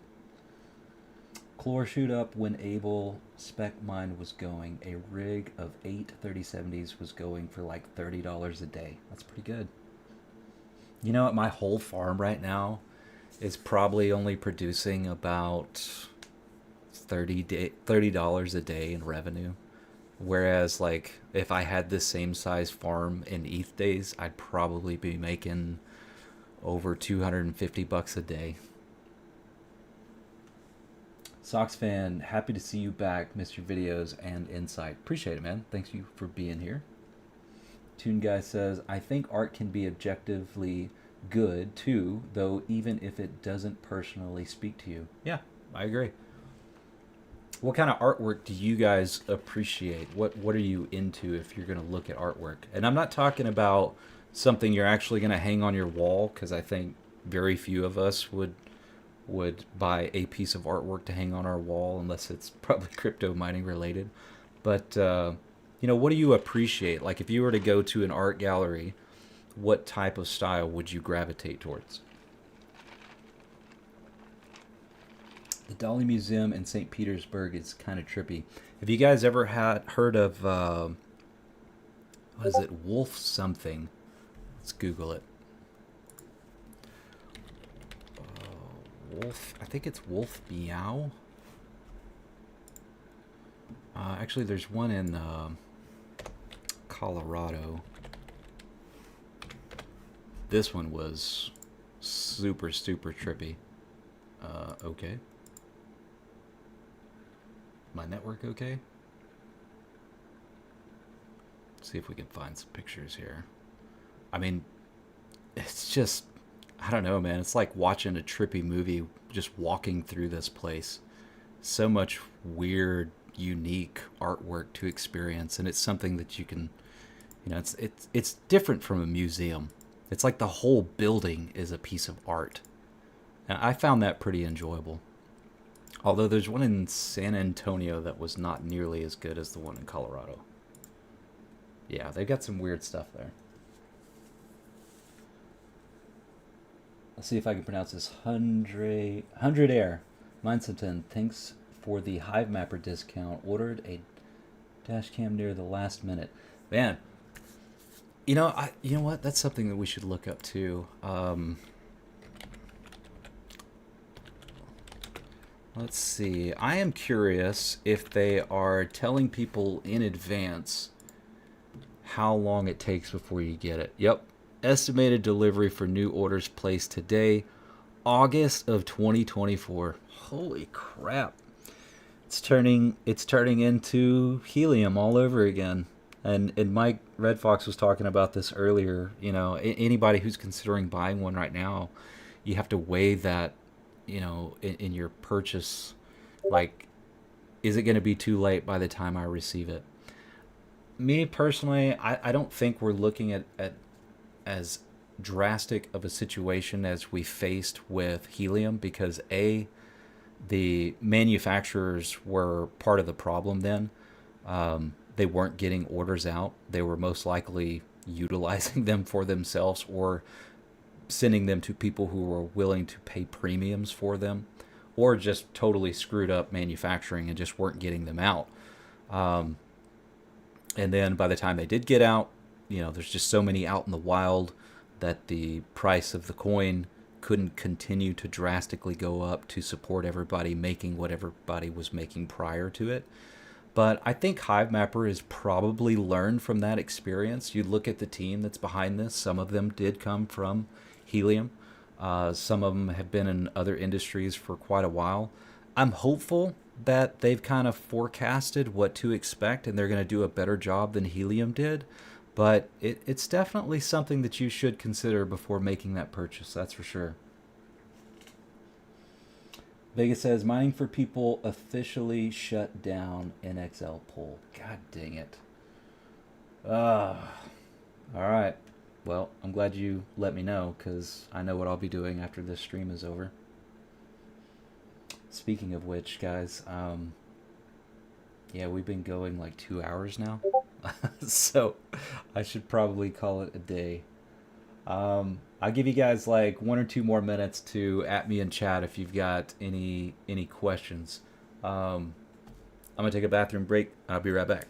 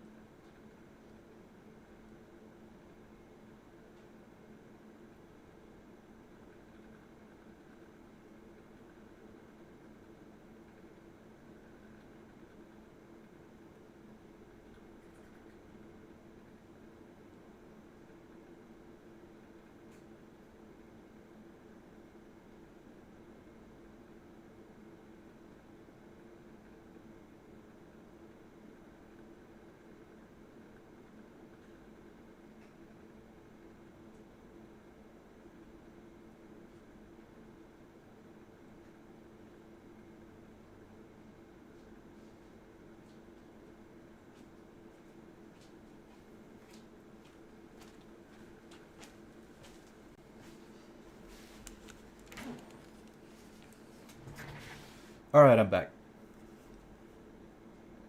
I'm curious what you guys think about this format. Like, I'm not nearly as rehearsed at this as some of the other guys. So, you know, while I'm talking, you guys are sitting here looking at the exact same screen. You don't get to see me, and I don't have anything playing in the background. Do you think that we need to address that? I feel like I need to address it, but, you know, I'm just trying to kind of get my bearings about me. That I haven't made a video in 90 freaking days. I've only done like 2 or 3 live streams. So, if you guys got any recommendations you think that would help, let me know down in chat.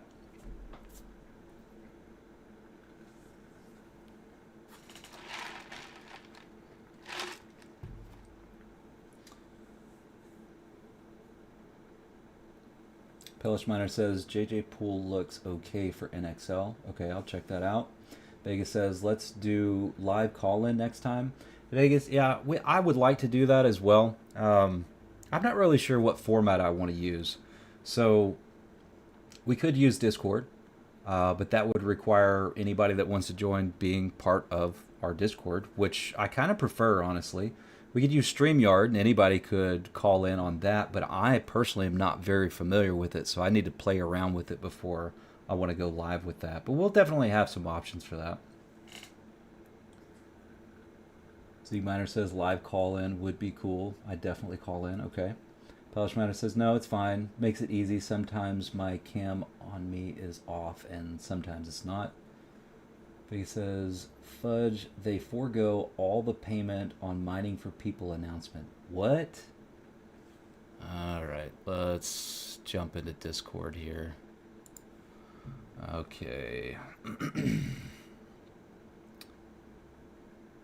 You know what? I'm actually not on Mining for People's Discord, but maybe we can get some answers here.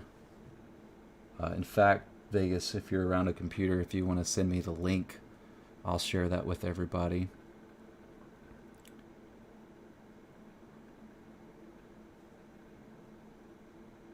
We'll see how far behind I am.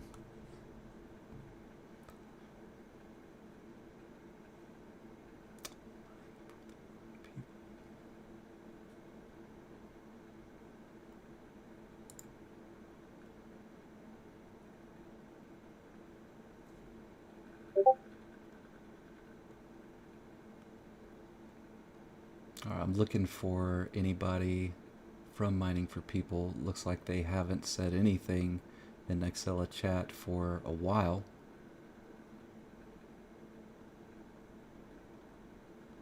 Oh boy, this is not looking good.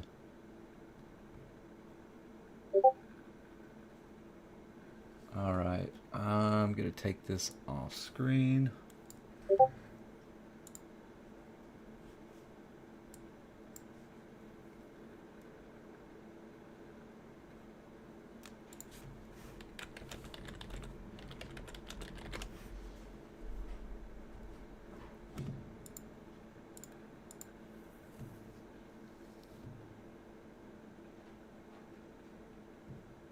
Alright, I've just asked Vegas to send me a link to the announcement. Hopefully he'll send that to me and I can share that with you guys.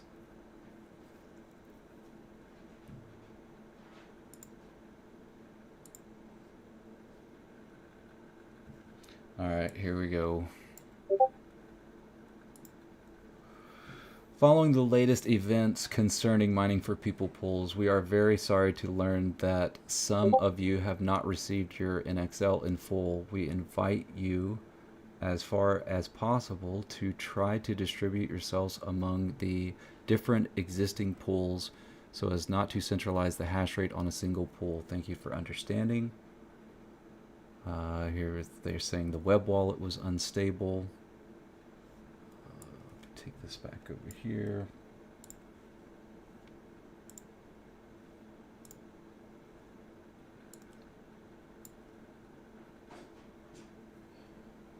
All right, I'm just going to read this to you guys so y'all don't see all of my... Actually, I can take it over here. Let's see. We would like to inform our valued users that due to the recent DDoS attack, which was beyond our control, our pool experienced significant downtime. Despite our best efforts to restore and repair the system within 24 hours, we were only able to pay out 170,000 out of the 200,000 NXL balance that was due. In accordance with our Mining for People GTO, specifically 6 Force Majeure, we are not held liable for any delay, failure, or distribution in providing mining services due to the events beyond our control, including but not limited to acts of God, riots, wars, floods, fires, explosions, strikes, and other similar events. Furthermore, we remind our users that the pool is not an e-wallet or a bank for your coins. As stated in our terms, the pool and its operators are not responsible for any loss of your coins stored on the pool. It is the user's responsibility to ensure that coins mined are regularly transferred to secured offline wallet. We also emphasize the importance of configuring your miners to automatically reconnect or switch to backup pools in case of downtime. We understand the inconvenience this may cause and appreciate your understanding and cooperation in this matter. Best regards, Mining for People. NXL will be stopped on pool and delisted. Cause of this, see no point in use more time on it after this. We all need a break to rethink what we will do. With some of these coins, we was able to pay all except 30,000 coins, so really not bad. And people should be happy that we paid them what we had. We could have used rules from day one. Wow, that's extremely disappointing and unfortunate. And it just goes to remind you guys that there's a lot of shitty scams in crypto. And there's a lot more people that can take advantage of the uneducated. And we're going to fall victim from it time to time. It's just part of it, unfortunately. But hopefully things get better in the future. Anyways, back to chat. I'm going to take one or two more, and then we're going to call it a day. In the U.S., what region would you say most hobby-type miners are predominant in? Northeast, Midwest, etc.? There are a lot of miners in Texas, but of course I'm in Texas, so, kind of in an echo chamber here. But we do have pretty cheap power, and we have oil. So there's a lot of people that try to take advantage of the what you would call flaring. So flaring natural gas. They want to utilize that to create electricity so that it's not just dumped and not utilized. So Texas is a big one. I know there was some large farms in Louisiana. I think some of them shut down. I know there's a lot up north. I don't know of a whole lot of people in Florida.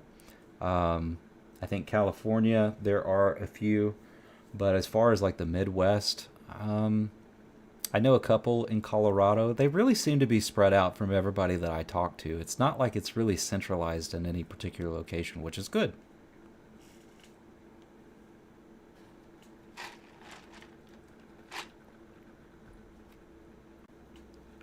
Vegas says he sees a lot up north because of the temps and the power rate. Yeah.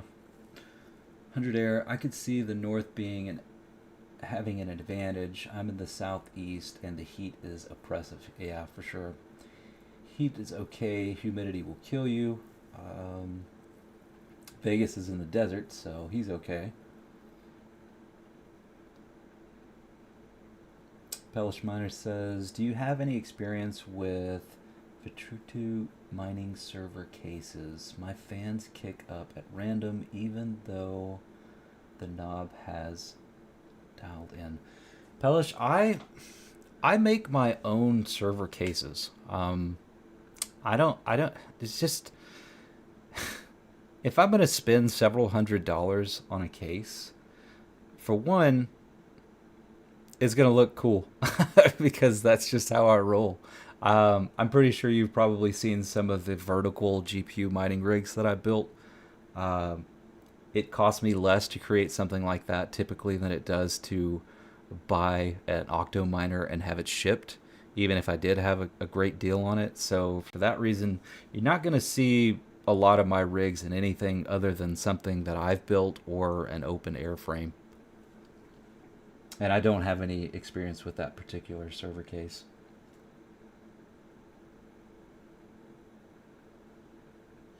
All right, guys. I think I'm going to call it. It's been over 2 hours, so yeah. I appreciate each and every single one of you for being here. Reminder to hit that like, and if you haven't subscribed, please consider doing so.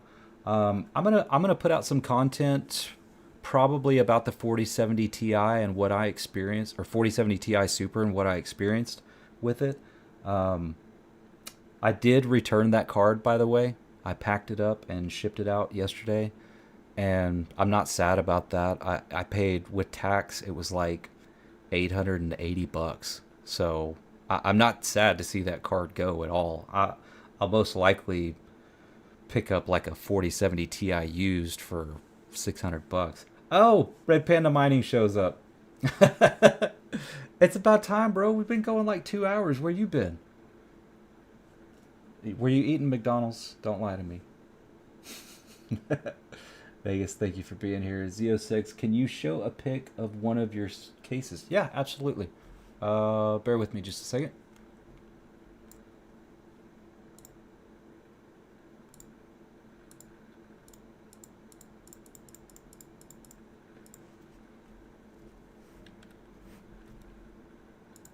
I had some videos on this. If you haven't seen the videos, I actually did a very thorough, like, how I build them. And I can provide you all the blueprints and all that stuff if you want it.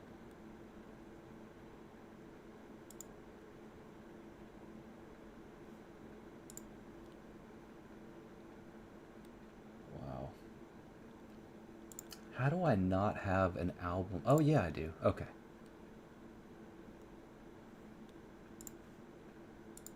Alright, so we're going to jump through these pretty quickly here. So this was just the beginning stages. I think this might have been the first one that I built. I was trying to figure out, where am I putting fans? I would like to pull cold air in from the bottom, yada yada.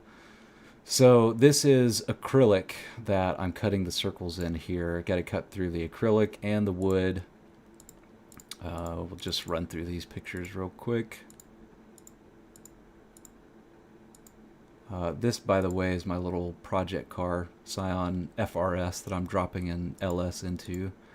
And that's going pretty slow. So this was the very first one. I did not have the GPUs inside the case. I wanted to kind of display them like a showroom or something, but that was really a mistake. They need to be inside the case. So I kind of perfected this a little bit later. I am a fan of RGB. Sorry, I know most of you guys don't like it, but it's cool. There's just some of the acrylic color options that I had. And you could also build it out of APS if you don't want to use the expensive stuff. My favorite ones are the white ones. Just going to kind of scroll. So this one was a big one. This one was for 63090s. This was several years ago. I built this one for a customer, actually. Somebody that wanted me to ship this to him, which was kind of nerve-wracking, to be honest with you. I really didn't want to ship it. I was hoping to sell it to somebody local, but I wind up shipping it. They live in New York, and they are still using it to this day. In fact, they might even be watching this video at some point. So that's with the RGB going.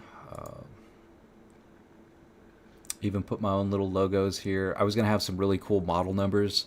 Most of the things I was doing was for Founders Edition, so this one was a 3090.FE-6. So yeah, it essentially tells you what the model number is, the card, and how many of them are in there. And here's the back view. I just mount everything to the back wall here.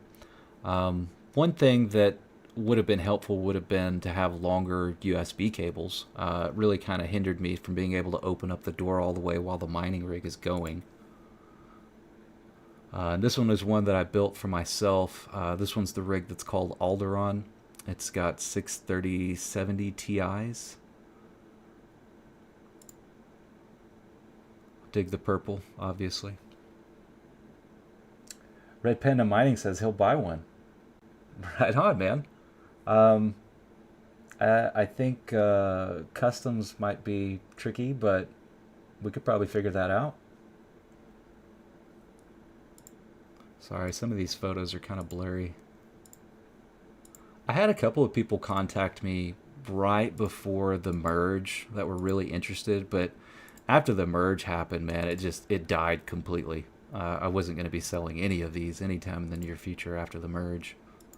And cooling actually works out really freaking well because you've got your intake on one side, you've got your exhaust on the other. The top is all exhaust.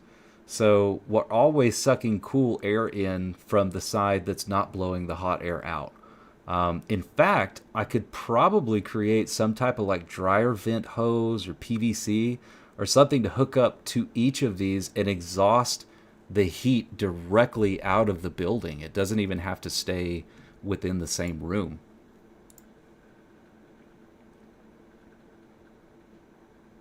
Yeah. Anyways.